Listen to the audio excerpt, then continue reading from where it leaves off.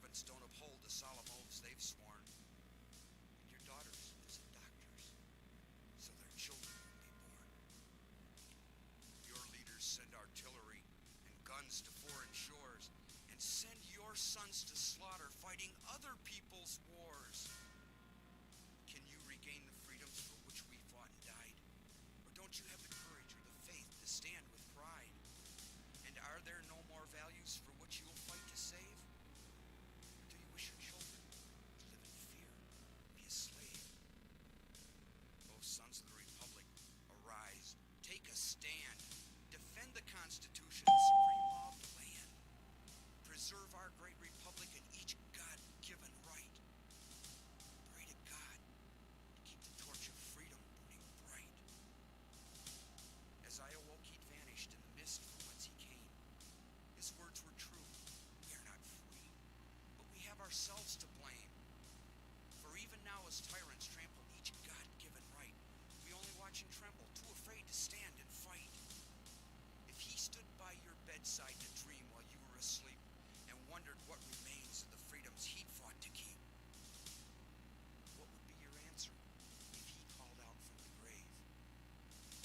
Is this still the land of the free and home of the brave? God bless you. God bless this republic.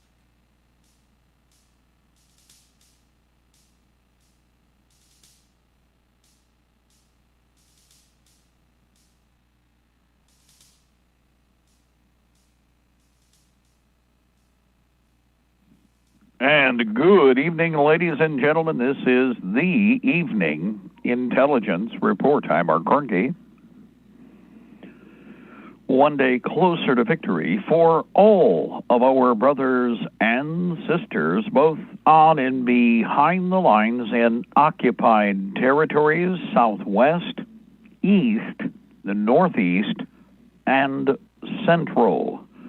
Ladies and gentlemen, you're listening to us on Libertytreeradio.4mg.com, Liberty Tree Radio on YouTube, live stream at Liberty Tree Radio, and we are on AM and FM micro stations, CB base stations, and Ultranet, Hallmark, and Golden Spike Technologies east and west of the Mississippi, along with Alaska. Good afternoon and evening to all of our friends out there in Lower 49, including the great state of Jefferson and Conus.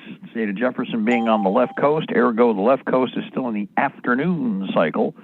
And the rest of you, deep dark and, getting darker by the moment. And, of course, it is... I want to say hi, by the way, to the outlying 2 states, 2 territories, and the clock. 8:05 p.m. Eastern Standard Time, and it is Monday. It is the 26th of October. It is the 12th year of Open Fabian Socialist and Soviet Socialist occupation of America with a K, 2020 Old Earth calendar, 2020 year of the Battle for the Republic, and needless to say, the Dance of Swords, Chapter 5. Well, anywhere, like Chapter 3, 4, and 5 kind of overlap because, as you know, they're juxtapositions, they're perspectives. So, yeah, we're where we expected to be. Anyway, it has been a very busy weekend. And again, I want to say congratulations, 16th Regimental Combat Team, Colonial Marine Militia, which, by the way, also has a training exercise. Hold on, let me get this right.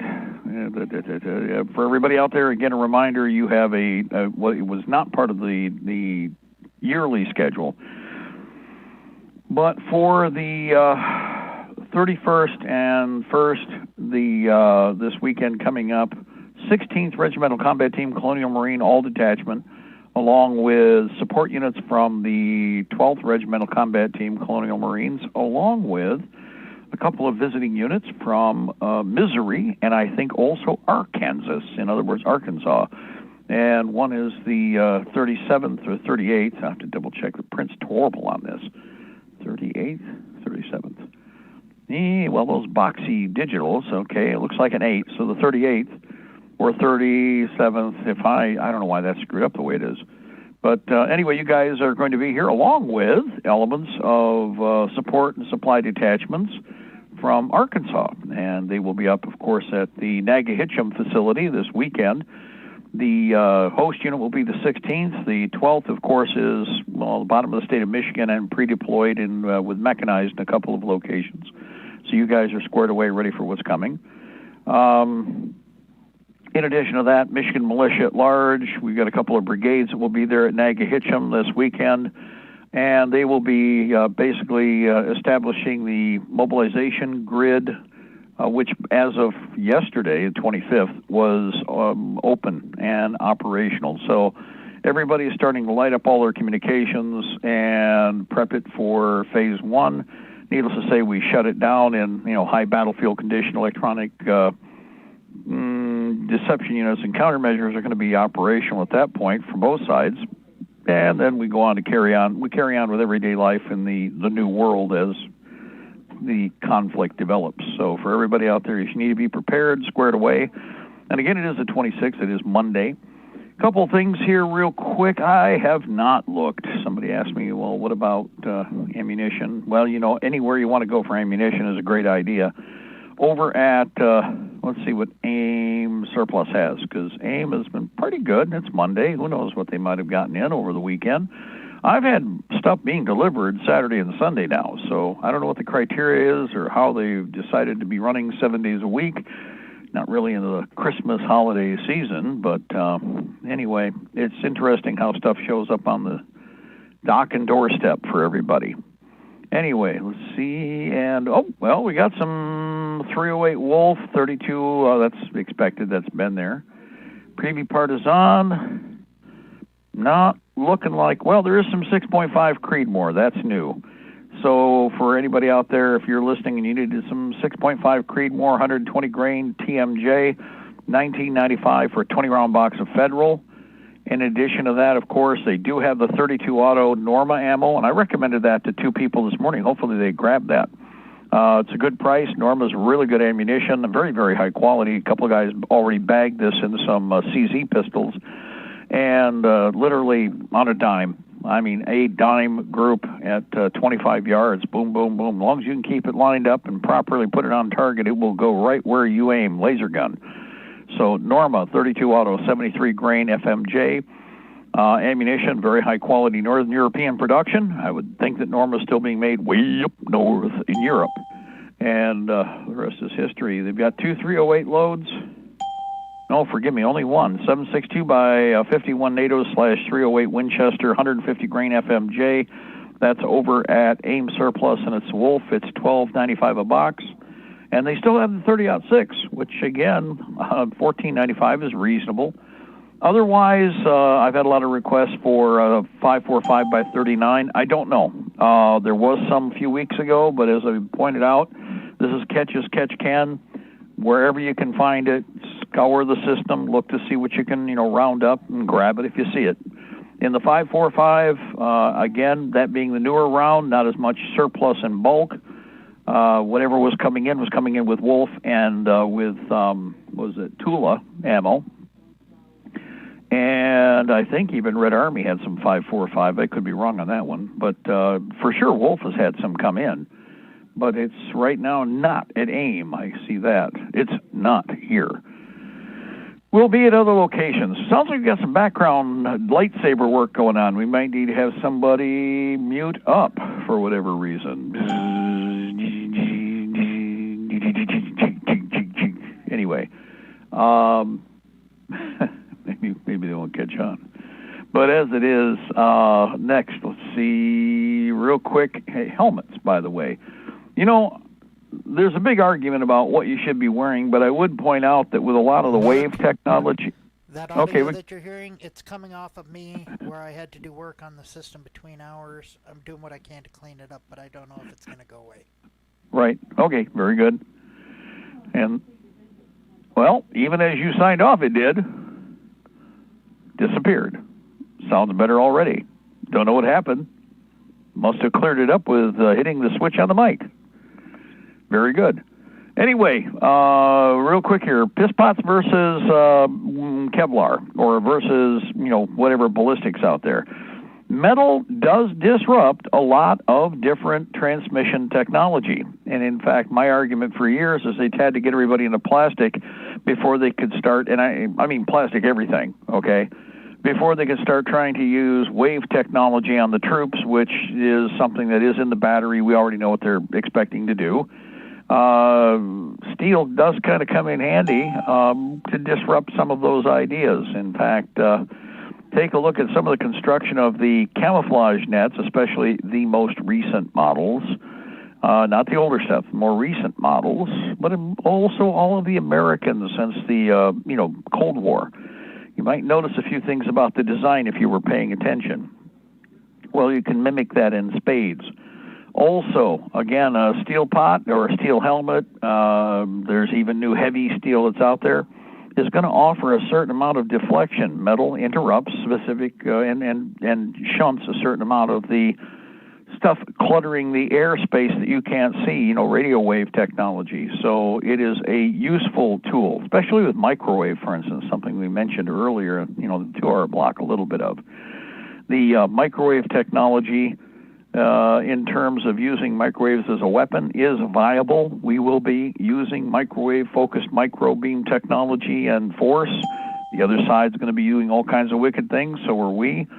One of the other things is using microwave to actually identify incoming and use for counter signal, especially with a variable output transmitter. That's another more sophisticated version of one of our microwave weapons that we've had in service for, 2 decades? Well, no, 3 decades, since 93, 94, and is a standard fare for most of the units that are up to speed.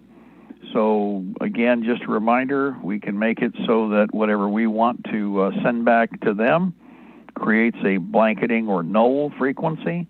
So there's a number of different ways to deal with the issue. That is part of electronic countermeasures. That's one of the things that we do have at our disposal and relatively inexpensive. Don't forget focused microwave against a lot of electronics the other side's carrying, especially at the close tactical end, completely destroys their potential to communicate or their ability to intercommunicate or even activate certain weapon systems. So microwave damage to the other side. They're the ones that are into the super spy tech and the ultralight microchip tech. We're not. Now, we'll use anything and everything, like I said, that we have, that we can find and is available. We have available off the enemy's corpses, but we're able to function without and consistently do so because we have base-trained our people to that. The other side, well, they get all the goodies. Hell, they piss and moan just if they have to eat the only 2 flavors of MREs, let alone deal with anything else in the real world.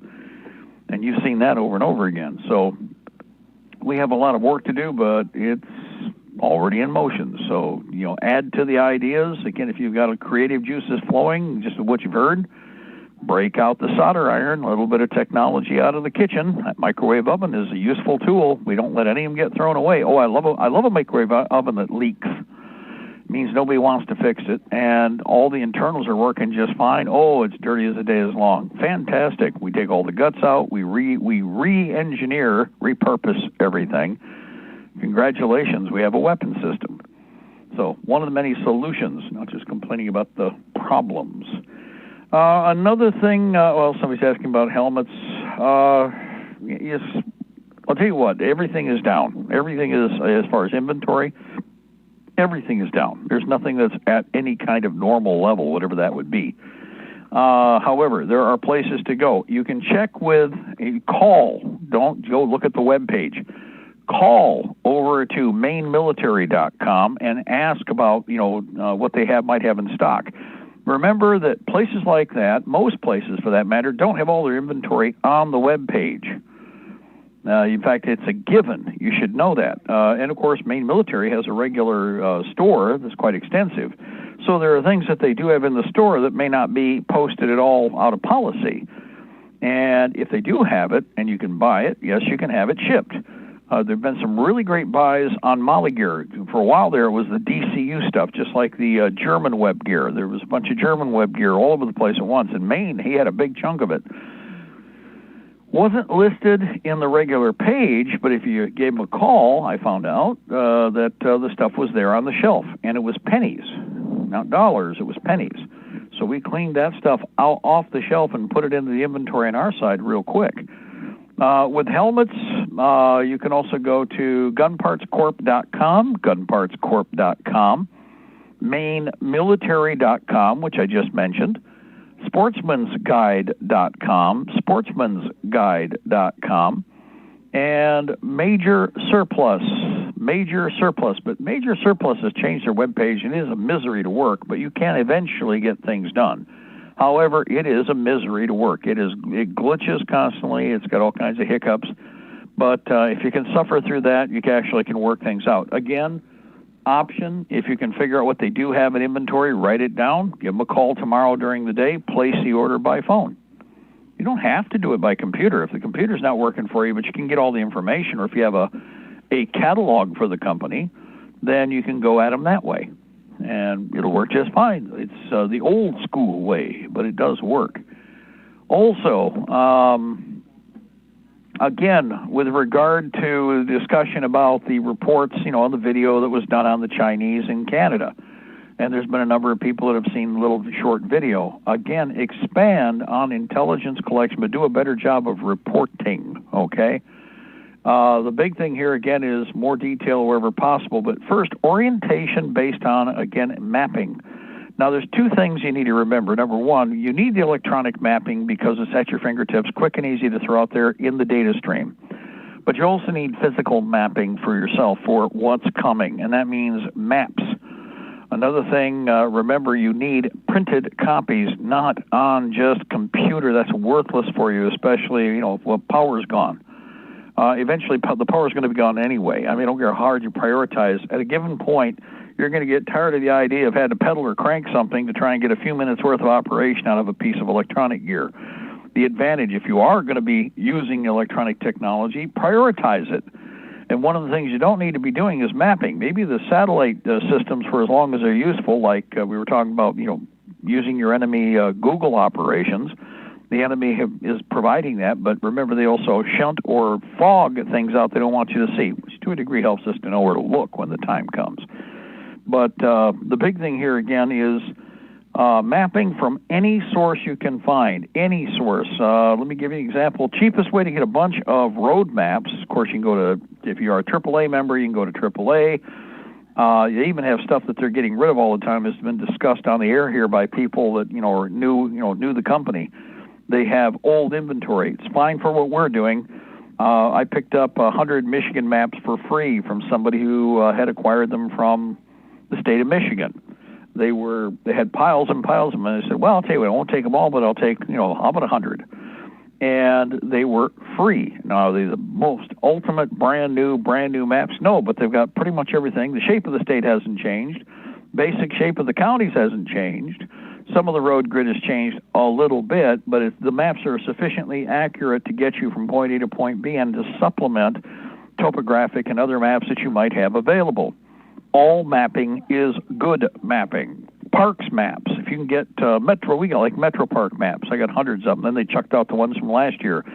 There's no difference. I have the new ones, just a different artwork, artsy-smartsy stuff on the front. Well, good. So we got about, probably 500-600 maps of the tactical area here, including secondary trails, or the road net, hydroscopic, features, et cetera, lakes, rivers.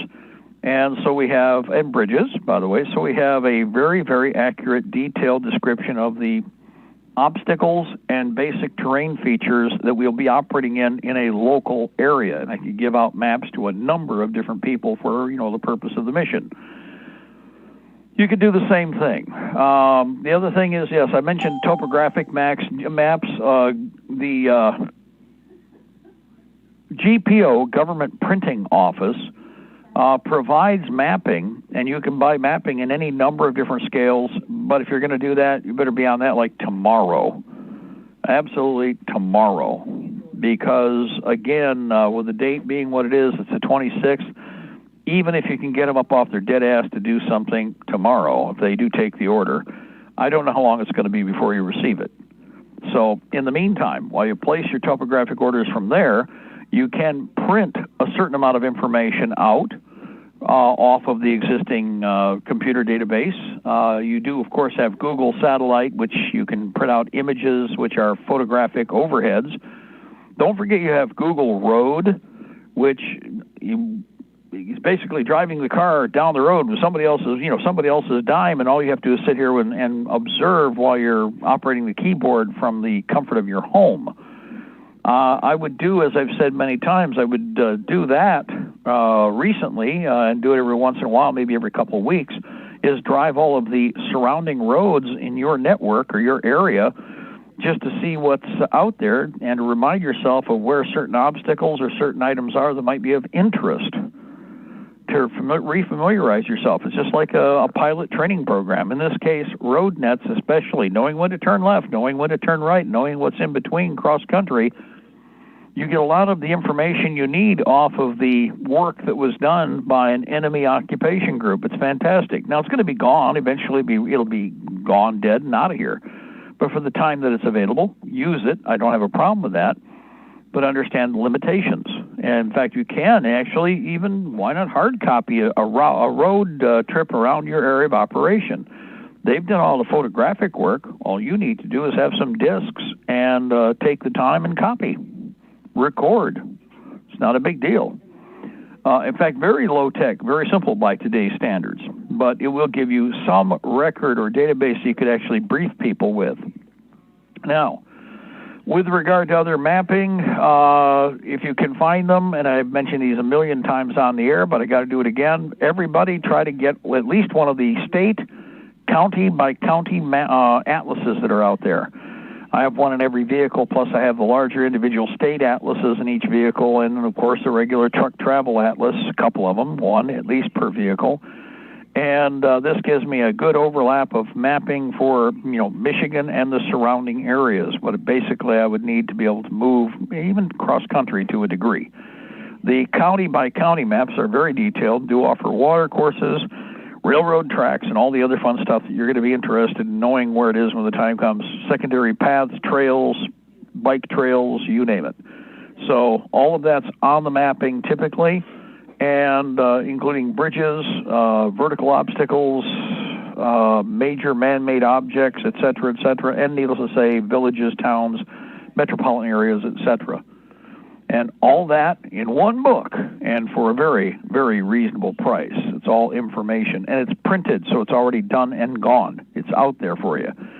Now, if you really want to get more copies, go to the photocopy shop and photocopy what you need for your area. Like, for instance, if you have your county, make multiple copies in color or black and white. If you use black and white, well, you'll have to do a little interpreting, but guess what? It's still a map in hand is better than no map of any kind, no matter what you have. Okay, so, and again, I wanted to touch on the mapping issue. Next is radios. If I hear some Nimrod do the, well, you're going to jam everything. Most of the people who are saying that, I figure, are Israelis who are sitting over there as trolls, going around like Farcebook and, YouTube, just to do the, it's futile to resist, you'll be absorbed, blase, splee garbage. Now, I'm going to repeat this again about radio. Radio is not just for, or not even for combat operations per se. Let me point that out, first of all. I mentioned radio deception earlier. Guys, when the time comes, we don't want them to know exactly where everything is. It's like cell phones. You take cell phones, you put them in somebody else's vehicle. Now you got 2-3 people in a vehicle. They're going somewhere else. It has nothing to do with where you're going. When they're tracking you right now, it's giving them no data or information that's viable or reliable. It's just that simple. Cell phones will be left behind when the time comes, but tactically dispersed so that they don't look obvious, like have a big basket full of cell phones and the transponders are all piled up one on top of the other like there's 100 people stacked head to toe. That's not something that you would normally see.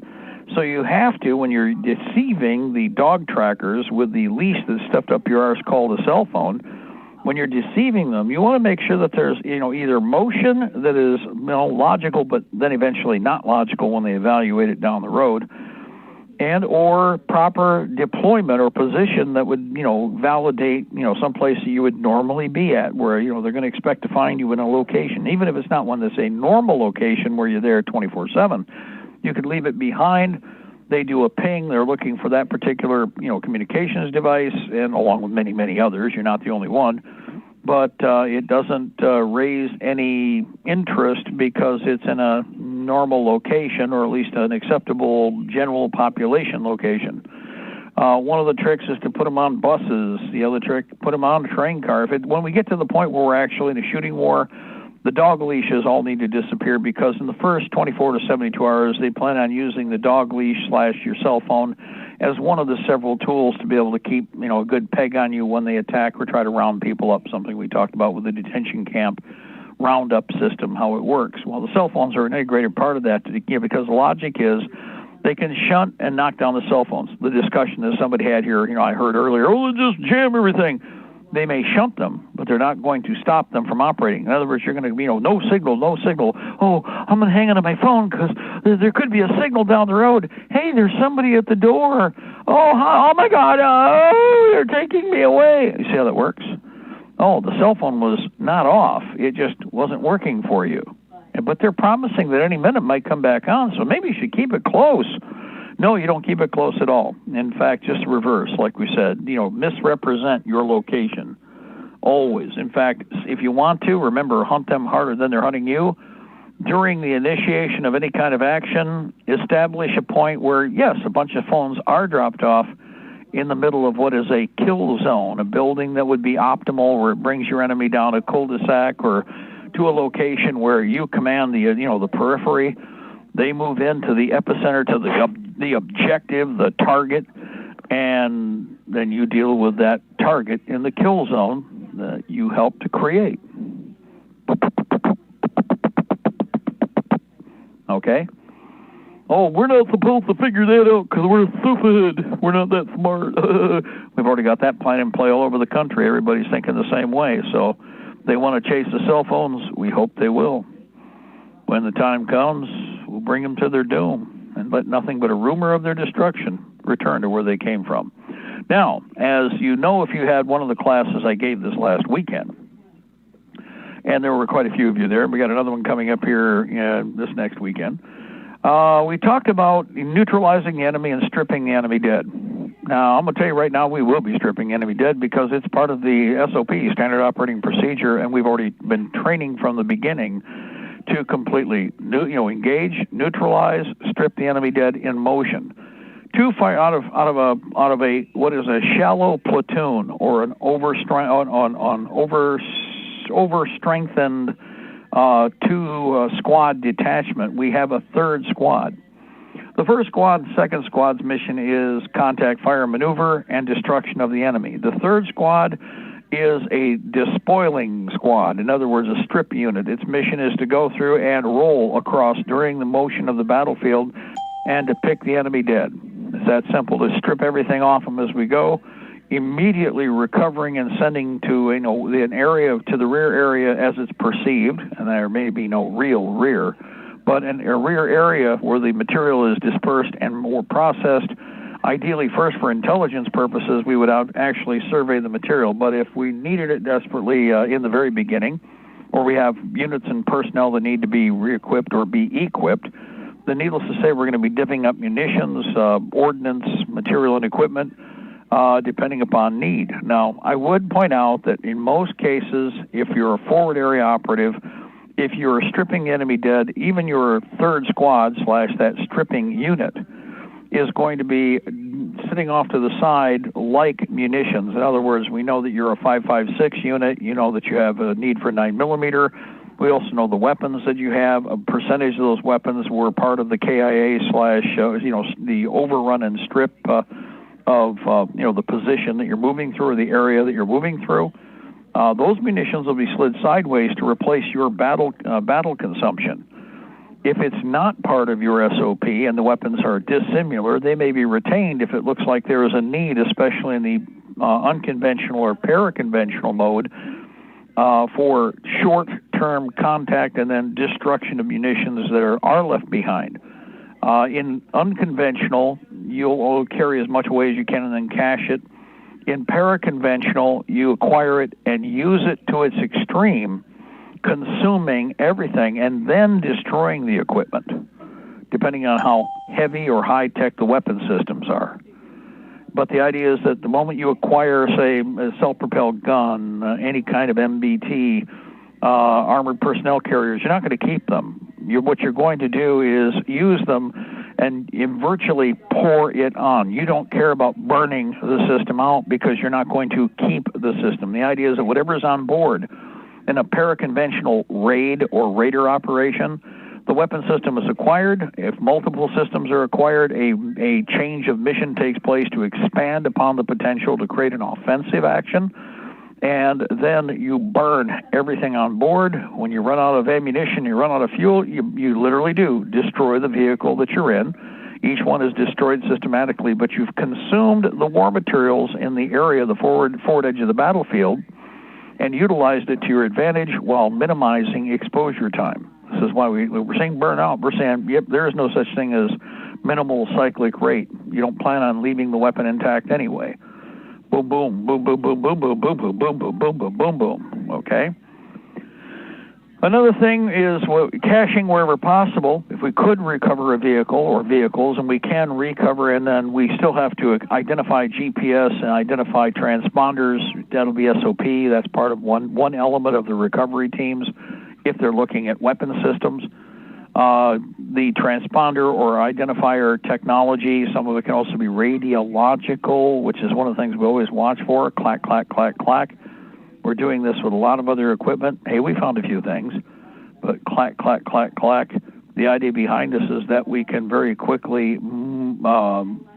immobilize and make to disappear pieces of equipment, holding them for the upper end of the paraconventional, moving into the conventional phase down the road over a period of time.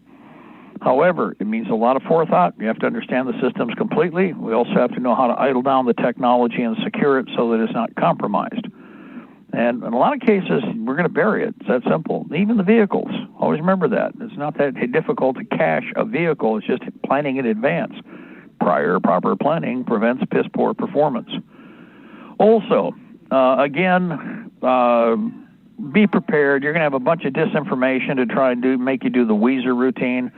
It's futile resist. You'll be absorbed. It's the end of the world. There's all kinds of garbage like that going on right now. And every so often, of course, we have, well, like I said, I'm waiting for the Mayan calendar, even though none of you are Mayans.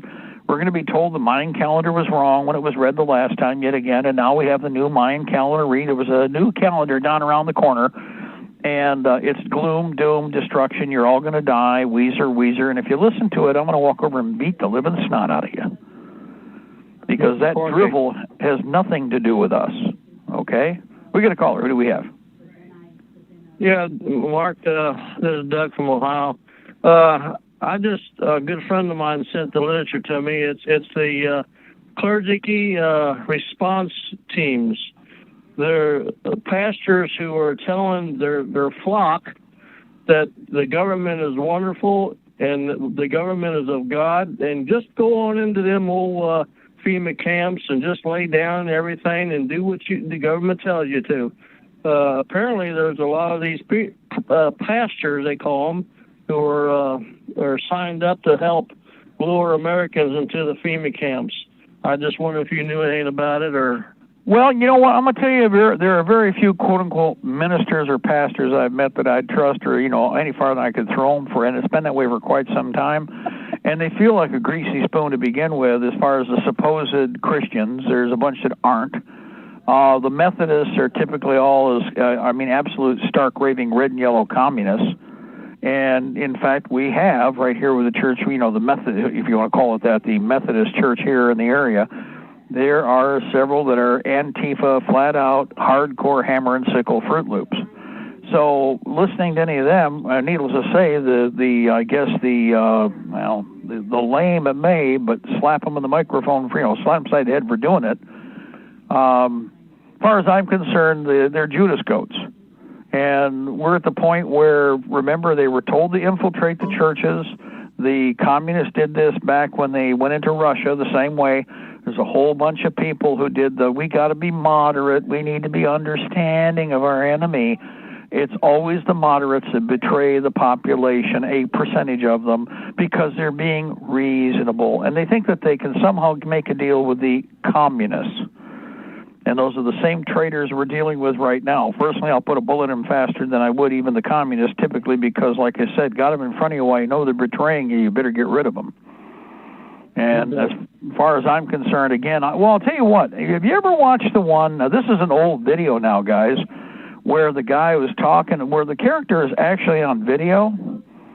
And I pointed out to everybody, it's where he's obviously sitting in his office, but there's a point where he talks about, doing just that. You all need to surrender to the state, so to speak. If you watch that video, and I don't have it right in front of me, and I can't remember the dweeb's name, but if you watch it and slow it down, watch what his face does. He asked him a certain question, and his eyes bug out, but his whole demeanor changes, like there's something leaking out of his spirit, his countenance. And if you watch it, you'll see what I'm talking about, and it's very similar to a lot of the other things I've seen in the past, where it doesn't make sense, but on the other hand, and he's gleeful because he's handing his flock over as a sacrifice to the devil. Okay, yes. And that's really what that's the only way I can read it. And when you watch these characters, you got a bunch of peckerwoods that really don't believe in Jesus Christ anyway. And they were in there for a job. They're not in there because they truly believe in their ministry. Make no mistake about it. And they may give it lip service, but they've been coached by the Ecumenical Council, which, of course, is the globalist UN Council out of Malabar, not out of the United States, for those of you who don't realize that. And those creatures have an agenda. It's like all the rest of the garbage we're seeing. They've been coming at you from every direction. You're being betrayed by a handful of critters, and if you get rid of them, we'll all be doing just fine. But you got to get rid of them. And once we do, table will be cleared, we'll scrub it off, and everything will, work the way it's supposed to. It'll take time, but it'll work the way it's supposed to. But as far as listening... Thank you, Mark. Yeah, go ahead. I'm sorry. No, I say thank you and you have a good night. Okay, yeah, I got that piece. The big thing here, if somebody isn't going to tell you what they had said at a meeting where FEMA was there, then I don't trust that person at all, because what is it you have to keep secret from us? How you're going to play the rubes? How you're going to play us? We're after all, we're just the unclean stooges and rubes who don't have a clue about what's going on. So we're always the ones, everything's secret. Hell, let me put it this way. You got a file with your name on it. You can't look at it. The cop pulls you over. He's got a file. He asks you, hey, can I see what's on the computer? You can't see that. It's got my name on it, doesn't it? Well, yeah. Well, I should be able to look at it then. Oh, no. So that tells you right there is your enemy. Well, what is it I can't see? Oh, well, they've got a secret squirrel. That's all those notes and lies that some other liar has put in there, and another liar on top of that, compounded with another liar on top of that.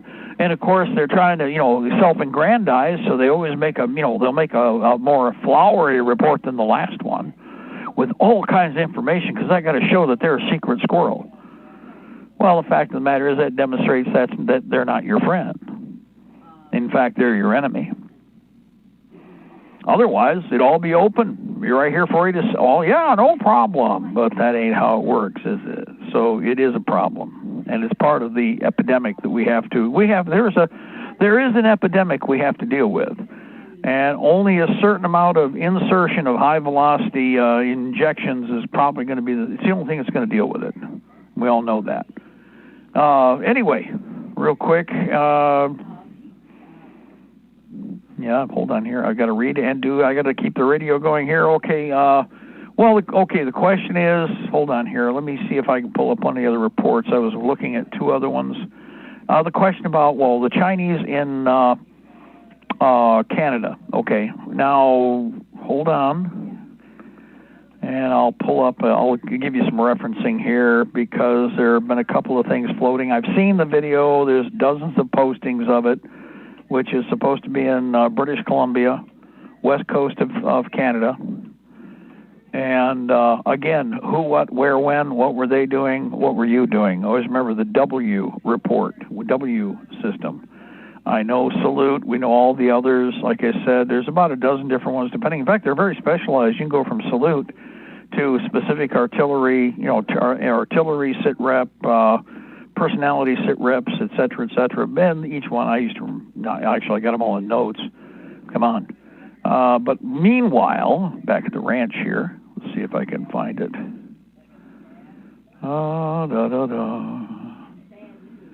By the way, anybody notice how they're pushing Bummer in there like they're going to put Bummer back in? Anybody notice this? I mean, they're popping him all over social media, everywhere they can, especially the leftist mouthpieces that are from overseas.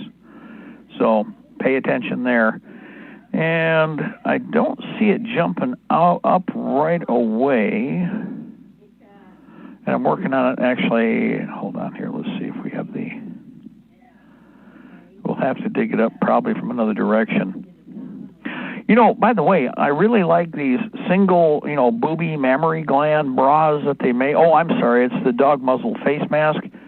But, I was pointing out it's kind of like a single bra. And considering what's wearing it, it still has a boobie attached. There's still a boobie in it. The idiot wearing the face mask. But it just jumped out. It's like, yeah, two of them side by side. It looks like, again, a detachable bra that moves in two directions simultaneously there. One boobie in one direction, the other boobie in the other. I don't see it jumping out. In fact, it looks like they might have pulled the last one. Okay. Well, that's very likely, as likely as not. YouTube. Now, on that note, YouTube, if you've been listening to this program for any period of time, we even played one or two of the videos on the air a year ago. And since they're all gone, which I think, of course, once you start drawing attention, everybody knows where to look, then, whoa, Lord. There were a series of videos where with Mexican troops in China, no, it wasn't done by the Patriot movement. No, it wasn't done by anybody in the United States. As a matter of fact, they were promotional videos done by the Chinese and by the Mexicans. Now, what they had to do with is commemorating the purchase of Norinco mountain artillery to Mexico. And in the process, artillery units, and instructors were sent over to Mexico along with other Mexican Chinese formations. And most important were the series of both videos and still imagery incorporated into the videos, which were glad hands across the water images where you have the Mexicans standing next to the Chinese in Mexico City or in western Mexico where they were, actually practicing training with the artillery, etc., and showing the large formations, who they were, what they were doing, where they were. All of that's been purged from YouTube. Now, here's my question, because you want to have some fun? Do a search. It is Norinco artillery or Norinco Chinese artillery in Mexico. Do a search with whatever search engines you have and see what starts popping up. Or Chinese troops training in Mexico. Well, we were just talking about Canada. Yep, I know. And what's interesting is, first thing that jumped out at me in looking at the images, I always watch for, base details. The average Chinese soldier that they sent to Mexico was a full head taller than their Mexican counterparts. Now, if you see the pictures of George Herbert Walker Bush and the Mexican military, along with the Danish and everybody else down there at Katrina down in New Orleans, the average Mexican soldier, or in this case the average Mexican Marine, looked to be about 5'4", no more than 5'6". But 5'4" seemed to be about the average, 5'2" to 5'4". What's interesting is it is apparent in these pictures with the Chinese troops, but what's most interesting is people are thinking, oh, short Chinaman. The average height of each of those Chinese soldiers that was sent to Mexico was a full head. In other words, the Mexican troops came to the chin, the bottom of the chin of a Chinese soldier, and there were many of them side by side, where there's like 2 or 3 Chinese soldiers with 2 or 3 Mexicans and 2 or 3 Chinese and a couple others, and they're doing a mug shot, a mug up, a yuck shot on one of the streets in Mexico City, where some of the Chinese are in the background. They're also across the street, and it was they were mugging for the camera. Okay. But it was very consistent. Now, here's the thing. It may not be that the Chinese are on an average 6 foot tall, but there is something that we've seen them doing. And in fact, if you watch the making of the national parade You know, dun dun da dun da da dun dun dun dun bum bum bum dun dun da dun. You ever watch that thing? It's like 8-10 hours long, and every so often the same the same parade anthem, dun dun da dun da da dun dun dun quack quack quack na na na na, and they're goose stepping. That's what I'm saying. You know, quacking, quack quack. Anyway. If you pay attention to the making of, they scoured their army and found everybody they could that was the same height. That was their first criteria. That's why, well, man, they're Chinese army. They're all the same height. Only because, and it made no difference what unit you were with, and male or female, the whole organization for that were all chosen to be for being the exact same height. That was first. And then it shows the entire process of how they actually practice for the parade. Seriously, it's like an album cover, or a made for Hollywood movie where you have the after credits and then you have the behind the scenes. So they did something like that. Well, if they're going to send troops overseas, they want to create a certain image, and the Chinese are smart about psychological warfare operations, but also again, deception. Sending all of a certain height of soldier, taller than their Mexican counterparts, creates a commanding posture. And that's not accidental. They're very much up on this. They pay attention to these little details, okay? And obviously they did, I think, with this whole thing with the Mexican deployments. Now, how many, again, we don't know how many Chinese personnel are in Mexico, but China and Mexico are very cooperative. They're claiming they're reluctant partners. First of all, China is communist. Mexico is communist, period. Okay? That's all there is to it. By the way, whenever these people leave Mexico because they're jumping the fence, what do they tell you? Oh, they're leaving that hell called Mexico. Well, if it's hell called Mexico, why are you sending all the money back, and why are you jumping the fence and going the other way every once in a while? Well, because you got to go back home for vacation. Oh, yeah, to that hell called Mexico. See. So, as far as the Mexican situation goes, do a search. Help us out. The more people looking, you might find an odd nook or cranny where something has survived, and you'll see what I'm talking about. But I personally observed it and actually played some of the videos on the air because they were done in English, not for us, but for other benefits, other customers, so to speak. And Norinco artillery in Mexico. Norinco, same people who made the Norinco AKs. They're a big arms company that's government-owned in communist China. Norinco. And that's the artillery that the Mexicans purchased, and they were very happy to buy more. They actually bought a second wave, and then probably more. And it was an excuse to bring more Chinese troops into Mexico. In addition to that, of course, we have the stuff going on in Canada right now. So pay attention there. Next, supply and support. Over the weekend, we had a couple people that got those vest plates for the ballistic plates. Hold on here. From Sportsman's Guide, as a matter of fact. And for those of you who don't remember that, well, there's something else I need to correct here too, by the way, before I forget.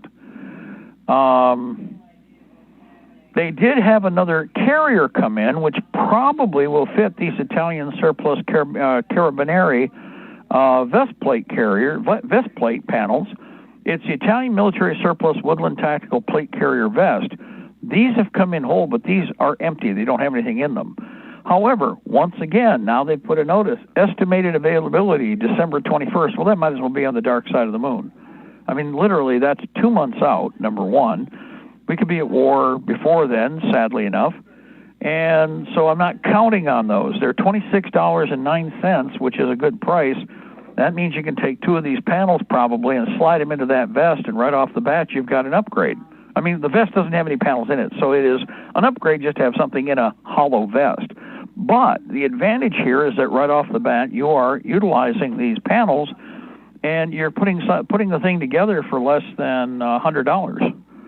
Now, there's also shock panels up front for putting ceramic plates in, or whatever you want. And there's also a back panel, but a slide panel inside that. So these are an interesting solution, but they're not available. So when I sent that email this weekend to certain people that are listening now. Ignore it in that that's not available. Now, if somebody else has it, let me know. If somebody like keepshooting.com, or if you find those anywhere else or something like that, remember, read what it says. Those are Italian military surplus woodland tactical plate carrier vests. They come in up to 2X.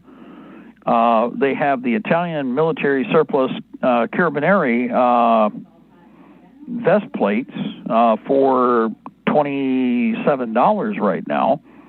And if we have any other carrier like that, we can insert those and add other armor that we have available, make for a pretty reasonable rifle threat level vest by the time we're done. At least a very high-end level 3 headed towards, at least level 2, level 3. I will say that. I won't say level 4. But level 2, level 3 vest, and you're not spending that much money, then you've got hard plates, which can be, very, very quickly upgraded with additional soft armor. So it's not difficult to do. But that is all over at Sportsman's Guide, by the way. And beyond that, the other thing somebody was asking, and forgive me, I cannot find. In fact, they may have purged that Chinese video. I actually had in 2 saved locations for tonight, and both of them it says video now not available. So I will find it by the time we get around to tomorrow again. And there's no audio. If you can find it, go look in the wonderful YouTube world and see if it's still there. It's Chinese troops in Western Canada or Chinese troops in British Columbia. Any number of different titles might work. And it's probably incorporated into somebody else's discussion about what's going on. Again, I would like more information. We need a far more detailed report on exact location. We should be able to zoom into it on Google Satellite. If the road they're on, if it's where they say it is, I should be able to quickly benchmark and find that with Google Satellite. Google. After all, they're the eye in the sky. That's free. Now, another thing, I know, real quick here, salute instead of the W process, who, what, where, when, what were you doing, what were they doing, what were you doing. Salute, which is size, activity, location, unit, uniform, time, and equipment. Salute, an acronym, is one of the other solutions. It's typical for military operations, and yes, we've taught both, but for most of our people out there, again, whiskey, W. The W process is easier for a lot of people to remember, simply because, It's just like the P principle. Okay, the P, prior proper planning prevents piss poor performance. A lot easier for everybody to remember. So, anyway, either one will do for what you're doing. And needless to say, if you're a fighting unit and if you're listening and you're going to be supporting the militia, knowing how to do a salute report, you can find it written up in a number of different ways so that you can follow it step by step by step. Usually, there's even cookie cutter copies from the original manuals where the salute report was posted. The infantry manuals, etc., basic infantry skills, any number of different locations, and there's probably all kinds of other write-ups to be found if you look through the system. Salute, okay. So again, didn't forget, we're not saying it can't be done. I'm just saying we have a system that's worked quite well. Who, what, where, when, what were they doing, what were you doing? It's part of a standard report that we've done for decades, and it works. But either one will work. So again, we'll keep everybody apprised. But do what you can with what you got. Next, let's see. Before I go any farther, I've just got to get the system pulled up here. I don't even have the computer on again. So let's hold on. And my notes. Okay. Now the other thing here. Let's see. Over the weekend. Canteens. Real quick.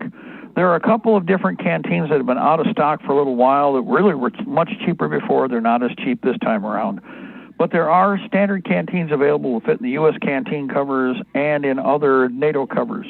I got about 3 or 4 of them over the weekend for free with an estate sale that they were clearing out. And these are the longer NATO. They look like a taffy stretched version of the U.S. standard canteen. They're longer by about half. Technically, they're probably a liter, but I'd be willing to bet they're a little more even than a liter.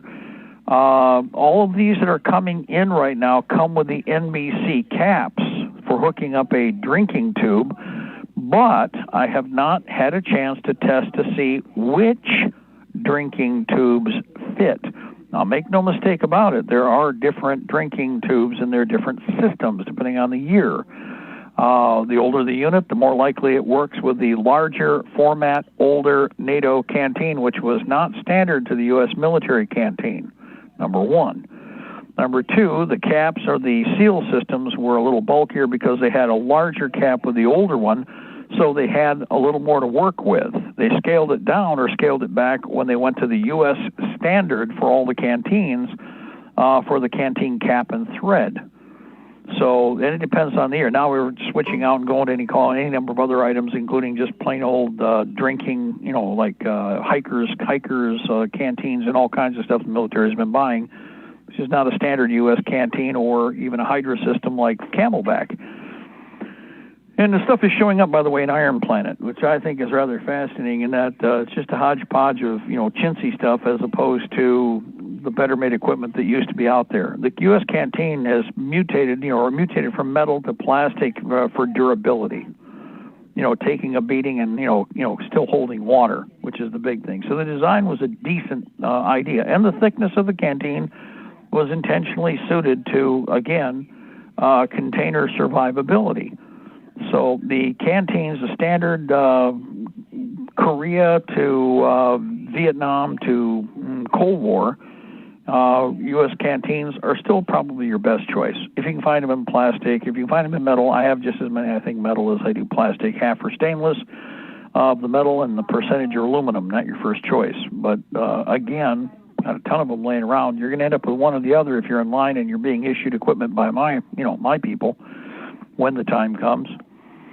Another thing here real quick, and everybody's learning, with cold comes battery sucking. This happens. It gets colder. Batteries have a tendency not to last as long in cold weather. Don't be surprised. This is why, again, you may want to switch your spare batteries if we get into extreme cold into your jackets, your internal pockets for your regular uniform, not in your field jackets.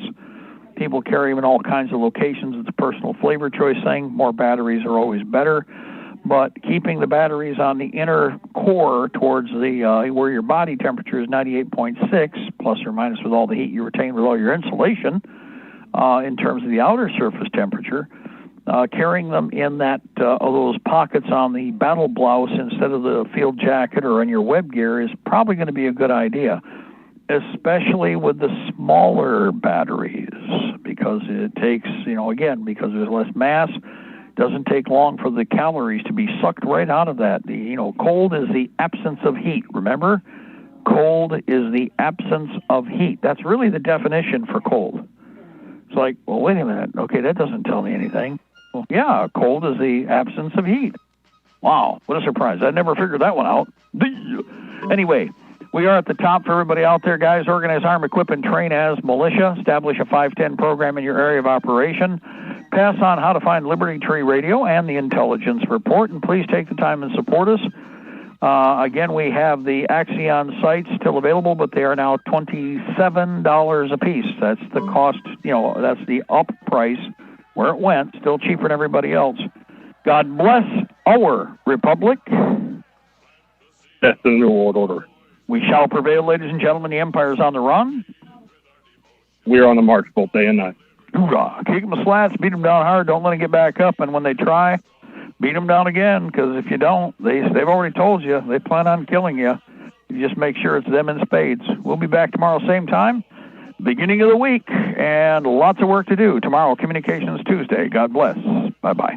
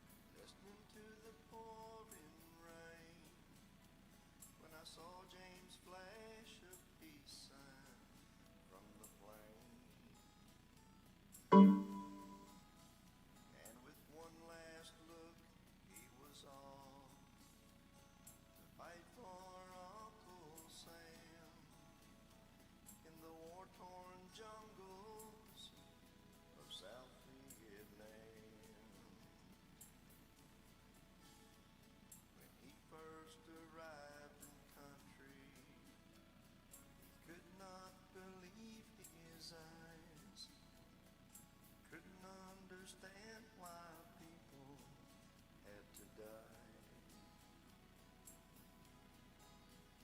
But he did his thing for Nixon, spilled blood upon the land, for a host of reasons he just can't defend. These days he's just trying to get by,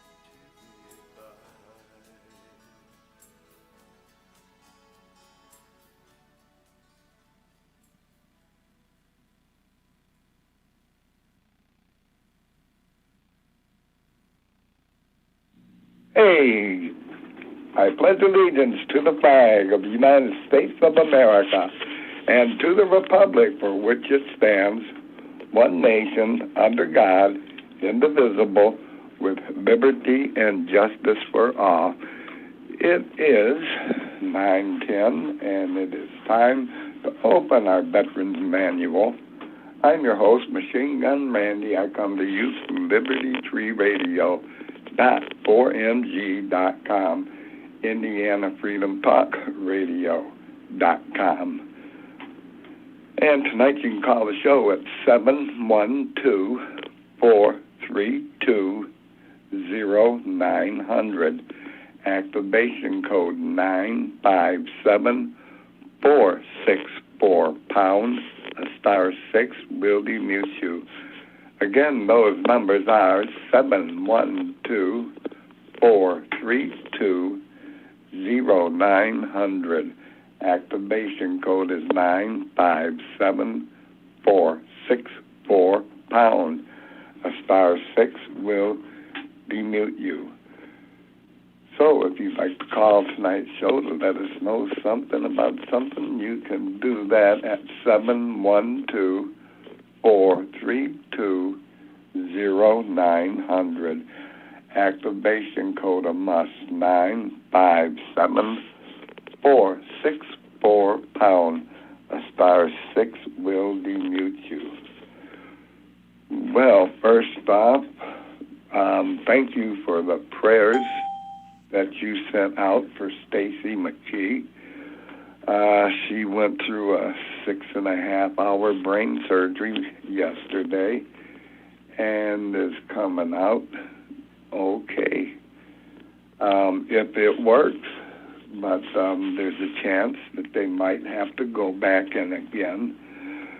So I am asking again for you to put prayers out for Stacy Pomorsky. She's told me to tell you that she appreciates everything and that says people sending prayers for her.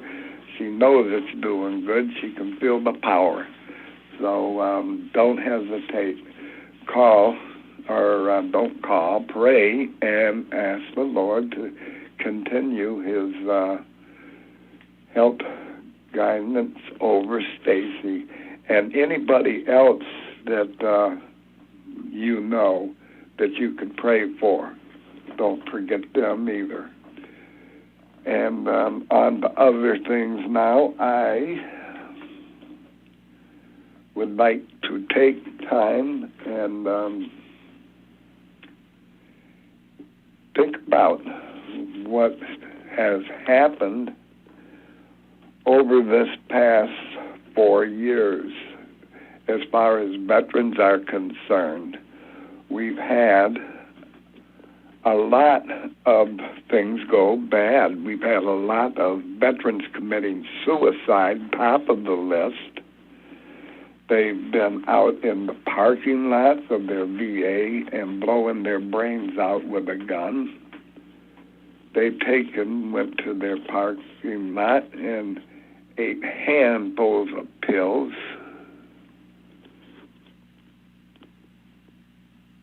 For what? What makes a person commit suicide? I've been through a lot, and I've seen a lot worse. And none of it has brought me to where I would want to commit suicide. But then again,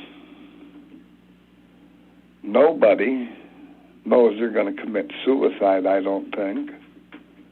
Most of them, it's just a few-minute reaction of coming up with some reason that they don't need to live no more, and then they take their life some way.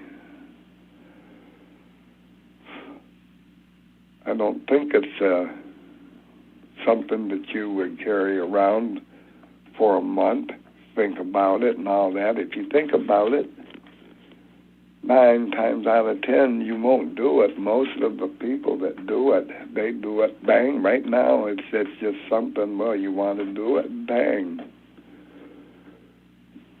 But what's our government doing for them to make them stop this?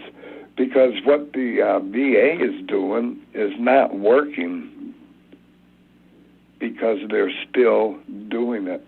They're still giving them medications that does not work. They're giving them medications. They're just experimenting, trying to find one, and there's nothing that they can find that is going to work on PTSD or somebody who's lost a limb, their eyes, their hearing. I don't know what they're doing for all these people, but I do know for people who are taking PTSD pills, they're not going to work. There's only one thing that will work for PTSD, and I've been telling people this for years, including doctors and senators and congressmen. I've been calling and telling them the way to fix, you won't even fix it, you'll just make it a lot easier. And with that, give our returning soldiers and veterans the right to have marijuana as a medication.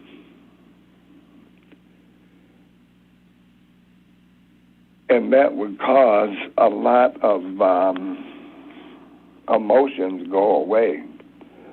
That's what it seems to do. It makes your emotions to where you can handle it. I've only been let down for it one time, and that was at my mother's funeral. It hit me so hard. I thought I was having a heart attack, but I was just choked up. But that's the only time that it didn't work. And I guess that's acceptable when one loses their mother. Well, when one loses his wife, it's different. And I lost my wife. She was a victim of the American tobacco companies. And we'll get into that a little bit later. But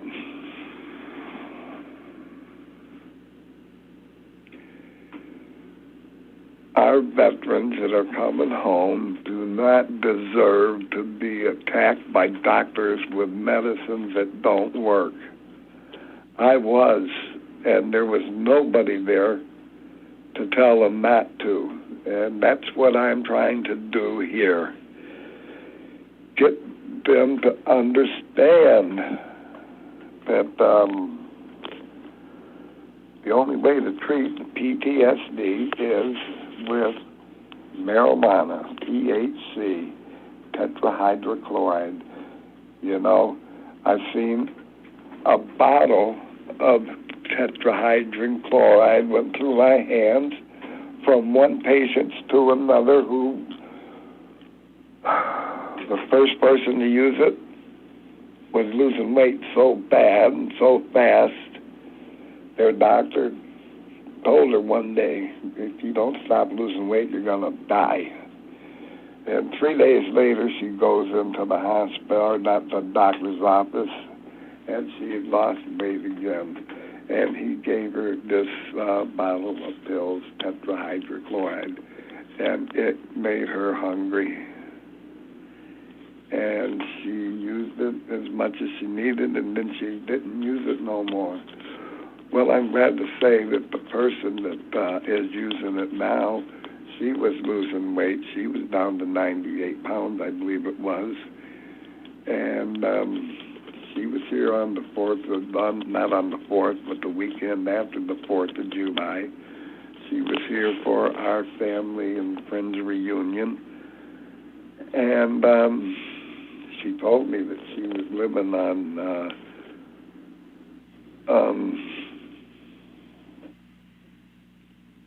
one of them Boost drinks, not Boost, but the Ensure. She was drinking 2 Ensures in the morning, 1 in the afternoon, and she was trying to hold down some protein stuff in the evening.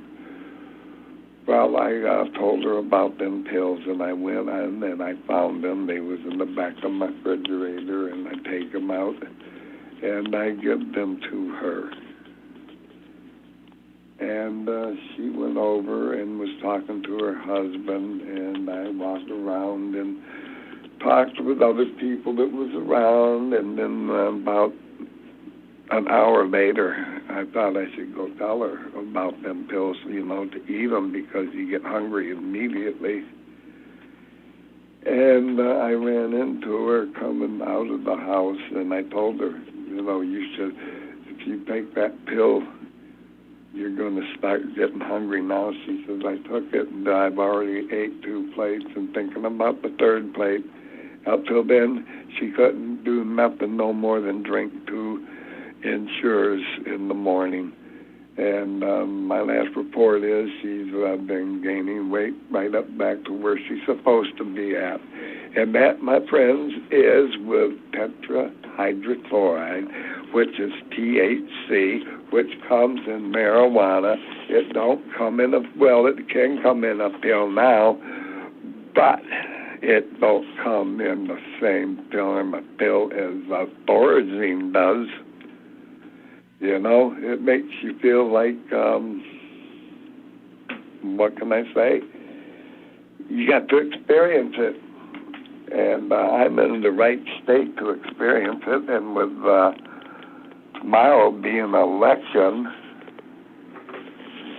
I think people ought to look at their people that they're getting ready to vote for, because somebody's been holding back on letting marijuana come out in front of everybody, They're not treating it that way. And I know this is a veteran show, and it is also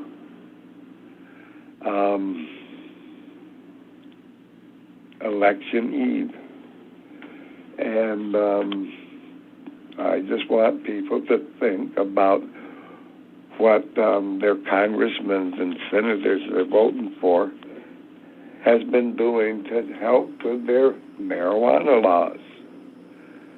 Now, if they've been working on it, fine. And if they haven't been, and you're worried about your loved one coming home to something to take care of him, and that would be if he's got PTSD, it goes hand in hand with THC.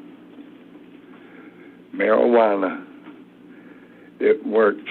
I started using it back in 1968 when I was in Vietnam, and it kept me from going through them episodes that people have when they come back home from Vietnam.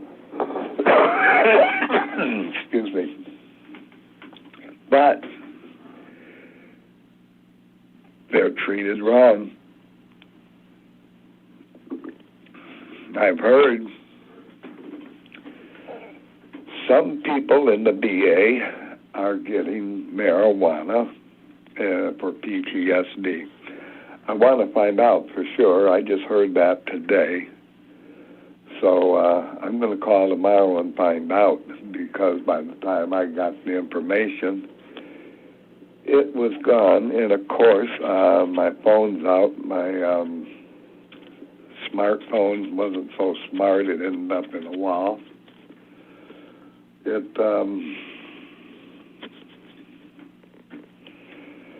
It would Google and tell you all about it, and I can't remember what it was we was talking about. How it is, get distracted and you can't remember what it was that you're getting distracted about. But we'll go on to another subject now, because I don't remember what that subject was. And I'm pretty sure it had something to do with PTSD and THC and marijuana and all of that. And for some reason, they don't want it out. I've heard that some people in the VA get to use it. And like I said, now I remember we're going to call the VA tomorrow and find out what is up with that and bring it up on Thursday night's show of exactly why they won't let us use THC for treating PTSD. Well, you know, President Trump, he said that we have the right to try an alternative medicine if it's terminal. And I think a person who has been diagnosed with PTSD since since 76 or 53, I think they should have the right to get marijuana, and it should come through the VA, and it should be enough for them to take care of themselves. My doctor told me to keep smoking as much as I need because it's working, and that was a VA doctor who told me that. And for his sake and my sake, I'm not going to say who that doctor was because he's moved on up. He's moved on up, but he knows what it is because after he talked to me for an hour with it, he told me to keep doing what I'm doing because it is working. And he is right. It is working, and it will continue to work until it don't work no more because sometimes people just quit. And I found it hard when I wanted to, but either way, it was my choice, not the choice of the government. It was my choice in 1968 when I first tried it. I knew then that I would be using that the rest of my life. And I have. And the last few years have been really good because I'm in a recreational-free state. And if you are in a state that don't have it, I hope you got it on your ballot and you got enough people to go out and get them on your side. It took us quite a while in Michigan, but it happened. And now that it's happened, we're trying to get the rest of you to join in because statehood that smokes together stays together. You can take that from Machine Gun Randy. That's true, too. I bet if all these state people got together, along with all of the rest of the world people that are out to make countries do something better, let them all smoke pot. And we probably won't have to send so many troops out the way we have been doing. And you know, you can tell it's not working. It's not working because you cannot take full control of people. They do in North Korea because they're ruling over a bunch of people who have been raised and taught who is God, and that's Kim Jong. Well, we all know that he's going to die. Everybody here we're going to die. we're all just passing through, as Hank Williams Jr. said. Nobody's going to live forever, not me or you. But while we're here, we should be able to do things without the government interfering, and that is marijuana. And they interfere with us. They interfere with doctors that want to treat us with it. And I don't see why they let it continue this way. A person that needs their medication shouldn't have to go to Hippie Joe's and get it, because it would be taken care of right there at their own pharmacy. And it should be. Ask Donald Trump. He told you medical marijuana is good. He's not going to do anything to have that taken away from us. And then he said recreational marijuana, he has to look into it. But since he's been looking into it, he hasn't done anything to get marijuana legal for recreationally. And why? When he needed medication that wasn't out there, he went to the hospital by helicopter and was given a medication that the doctors didn't know anything about, and he says, I'll take it, and he took it. He was a guinea pig, never been tried, and he survived. He's still surviving.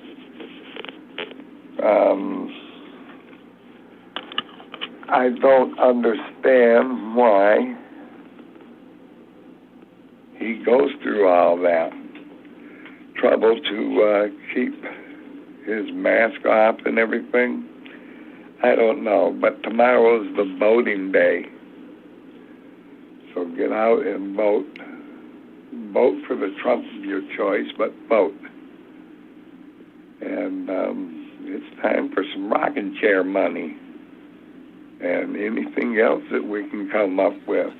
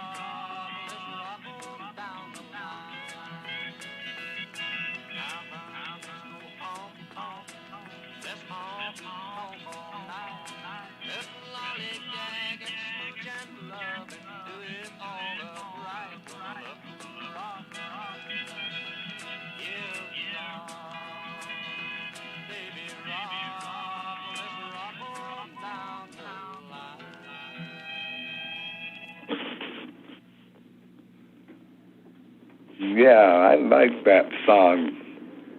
Oh, Hank Williams made that song back in probably 51 or 52.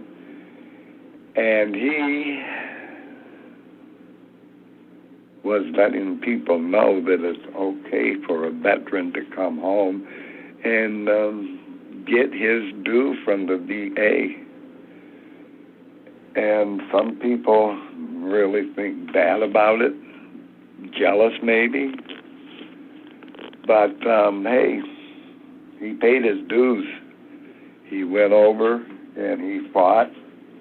Might have been in a car accident. It's not just veterans and military people that has PTSD. People of abuse has PTSD. And they can't collect that money. But if you're a soldier and you've been through it and you have PTSD, you should go to the VA and get yourself checked out. And remember one thing about PTSD and benefits. They have to prove that you don't have it. And if you've been there and you know that you've been through a lot of heavy-duty stuff, you got PTSD, let them know it. Because they ain't going to put you through no tests or anything. They are going to evaluate you and treat you and get you what you got coming to you. And I ran into a fellow the other day. We were talking about disability, and I could tell this guy was up there in the ranks of PTSD because he's not right. He was trying to defend something, and it was getting to him because he couldn't. And then I asked him, have you been to the VA since you've gotten out? He was in Afghanistan. He says, oh, no, I ain't going to no VA. And I says, why not? I don't need it. And I says, how many kids you got at home? 4. Well, you might not need it, but them 4 kids, when it comes time for them to go to college, they can use it, because all you got to do is buy their books. Everything else from then on is gravy train. You do your school work, you get your grades, you get paid by the government. They pay you because your parent is 100% disabled veteran, and it comes with that. They take care of you just like he would if he was able to when you come to the college thing. So, yeah, you got more to think about it than yourself when you think about the VA. You're getting what you can get or can't get. But your kids have the right to have their share of what you can get them. And the only way you can get them covered that way is if you are 100% disabled. So, if you know what you've got, go let them know and get treated and get your disability started. And it's more to it than that, too. Once you get into the VA system, they can turn some pages for you. They can get you settled up and ready to move forward, because that's what they are for. They are for helping the veterans. They've had some bad talks, but it goes and it comes. You know, this is a system that's been here for decades, and they'll continue. So let's try to talk about something that won't continue. What won't continue? How about the American tobacco companies? You remember them? They are murderers. They killed my wife, and they're still selling their cigarettes. But they're fighting a losing battle, and we need more help from people. Help like talking to your congressman, talking to your senators about why they allow cigarettes to be sold. Not only cigarettes, the snuff, the pouches, the tobacco chewers, all of it. If it's got nicotine, it's cancer. And there's nothing worse than seeing somebody die of cancer. So keep that in mind while you're smoking them cigarettes. Because when you go down, you can't hardly move. You can't walk to the toilet. Yeah, it is not a pretty thing. That's one of the worst ways to die that I've seen. And why does our insurance companies not complain to them? They're getting me right now over a gap insurance on my car, these insurance companies.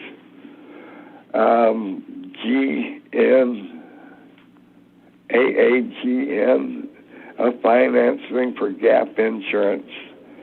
And they sent me a letter the other day, and I got 90 days to get all of these here papers together. And I had a girl that looked at it, and she put it in different groups where they should be. The car dealership that the car was bought from, and the bank that did the financing, the police for traffic report. And there is another one. Oh, yeah, the insurance companies. They're wanting everything, including payment history.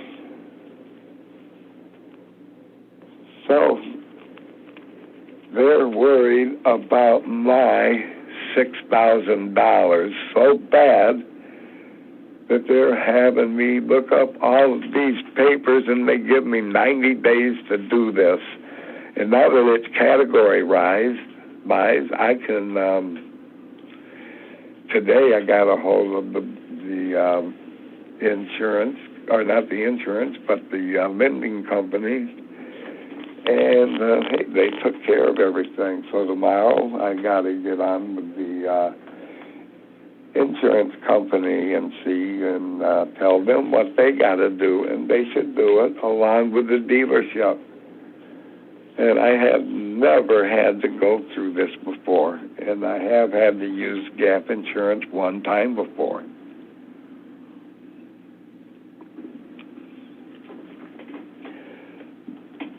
My insurance is raised up enough, I guess, that would take care of that anyway. So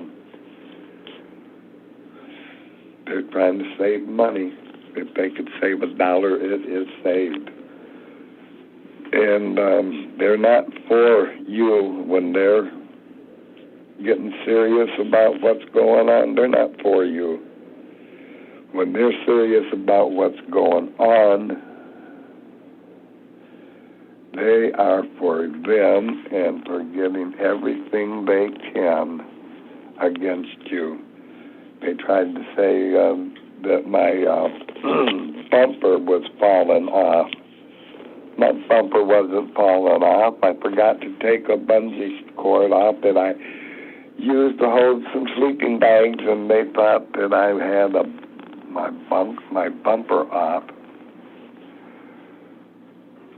I think maybe that's why they're going through this. Stacy, she went right to it. And as far as Stacy goes, people remember her in prayers tonight. She needs all the help she can get to keep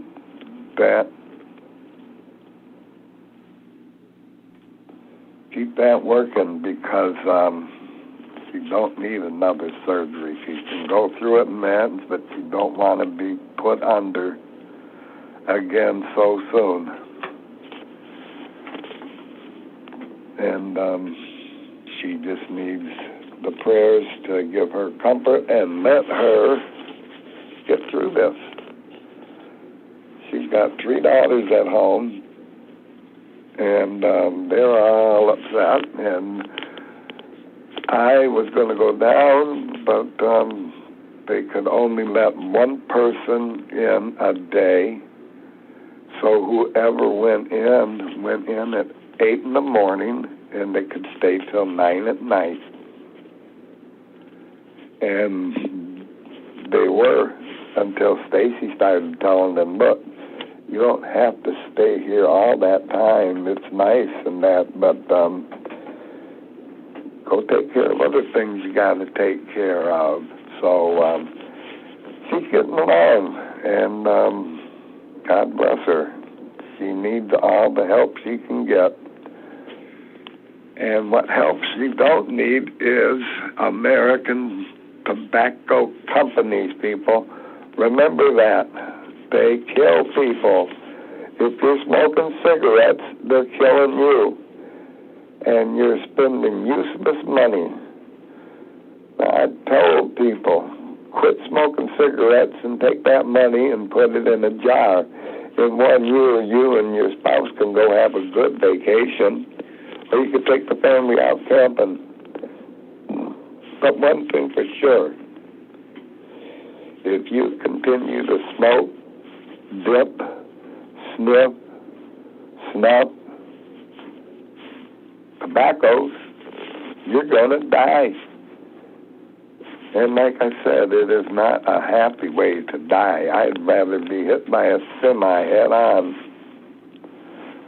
than to die a cancer death. It is, it's tough. It's rough. And it comes to you from your friendly American tobacco company. Let's give them a round of applause. Hey, thank you. Now I don't have to watch my wife smoke your cigarettes anymore. She's dead because of you. And so how do you expect me to feel? I'm going to feel like if I could meet you head on, we would be at battle. I would bring everything at my disposal to put you down. And right now, the best way I can see to do it is the way I am doing right now. Everybody out there that is smoking cigarettes, go to an acupuncture. Compared to smoking the rest of your life, an acupuncture is cheap. Most cases, $100 guaranteed. Because sometimes you need more than one treatment. Sometimes you need 2. Sometimes you need 3. But as long as you're trying and as long as you want to quit, an acupuncturist can be the one to help you. It's helped my daughter, Cassie. She's good. She quit smoking. It bothers her every once in a while, so she's going to go in for another treatment. And that one should put her behind to where she don't need to smoke no cigarettes no more. And Stacy, she should be done with smoking. Been in the hospital, and she'll be in there a few more days, maybe a week. But she hasn't smoked, and she's been trying to quit smoking. She was having as much trouble as Pam had to quit smoking, which was so much trouble that she didn't quit smoking. And she smoked until about 3 weeks before she passed.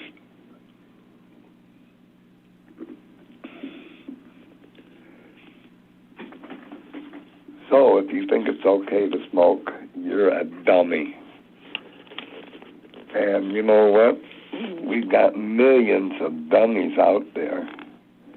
And our insurance companies, they're not on the tobacco companies. What is up with that?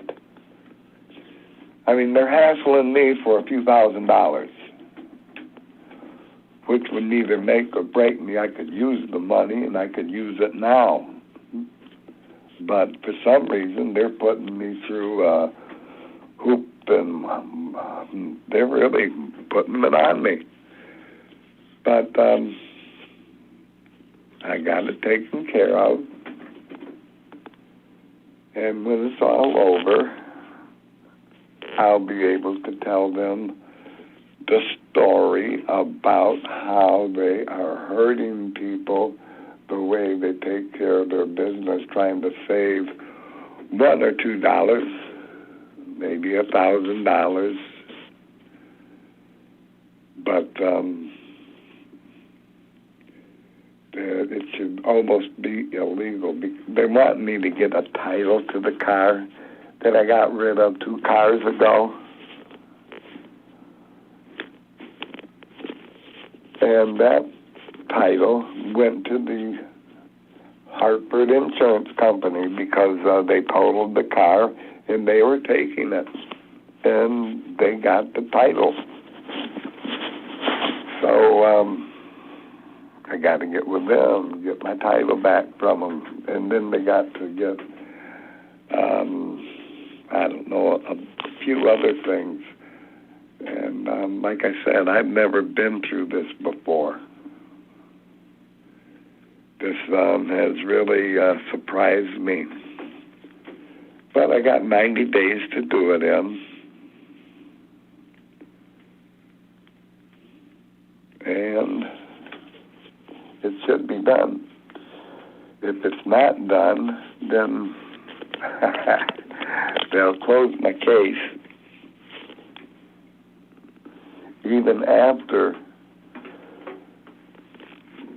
they've been paid to pay the debt of what was left over the thing for a gap.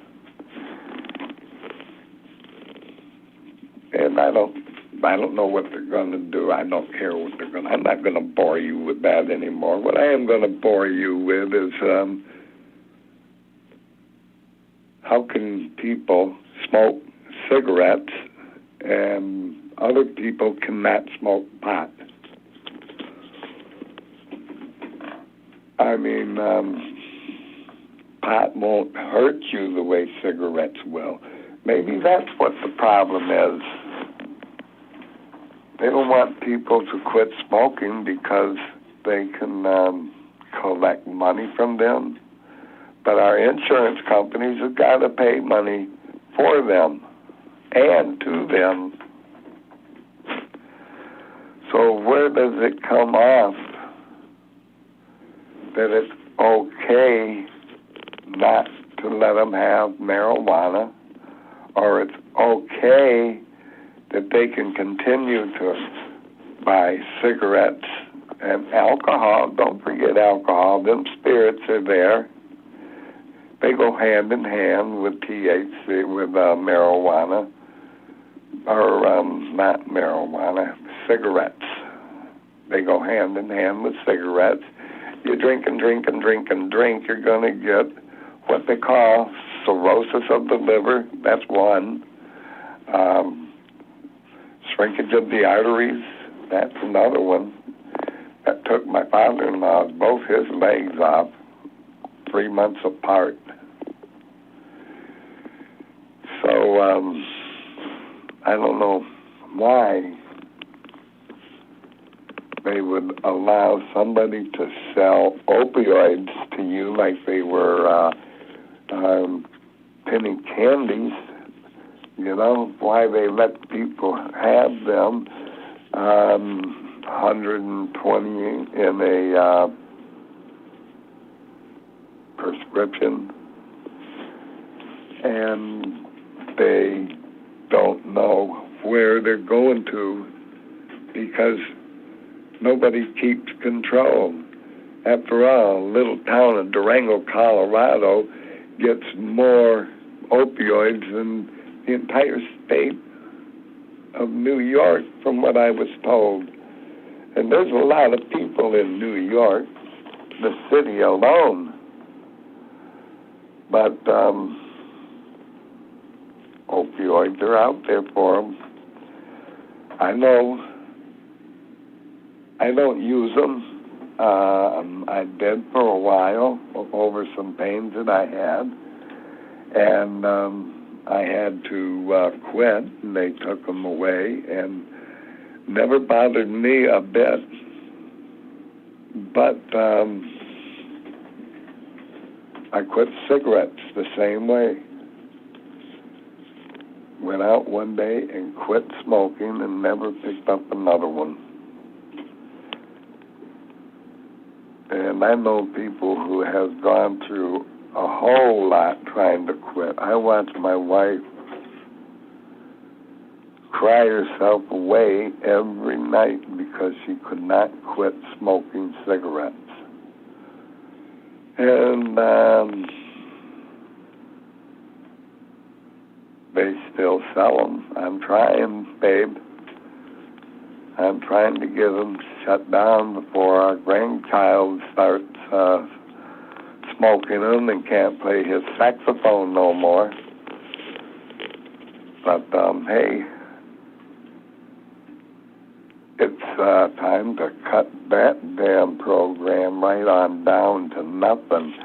I would like to see the government step in and take their license away. And with that I say, Our Father, who art in heaven, hallowed be thy name. Thy kingdom come, thy will be done, on earth as it is in heaven.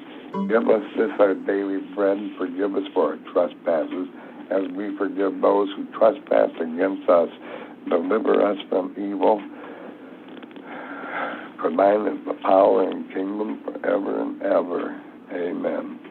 God bless. I'm Machine Gun Randy. I will be back in here Thursday night with the American Marijuana Revolution.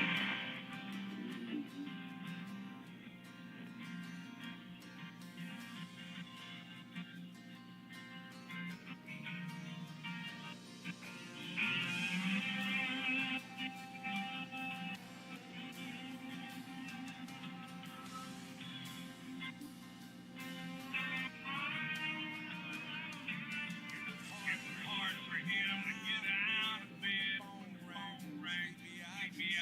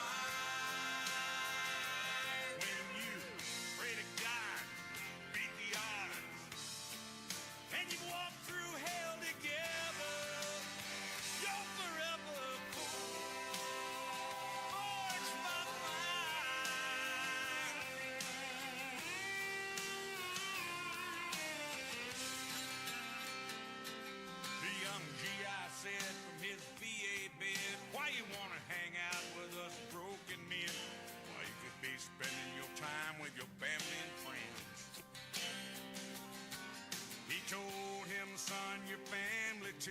I see myself when I look at you in a place and time you don't forget.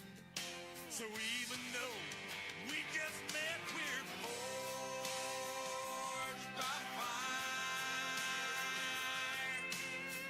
Hard time to get beyond.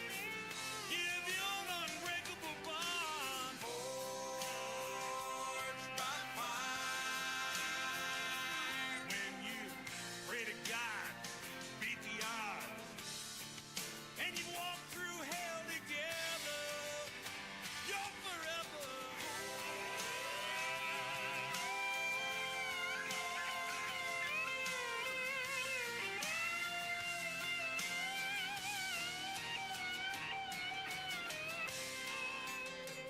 He said goodbye, G.I. See you next week. He rolls himself out to the street. Pretty hard for him to get up in that van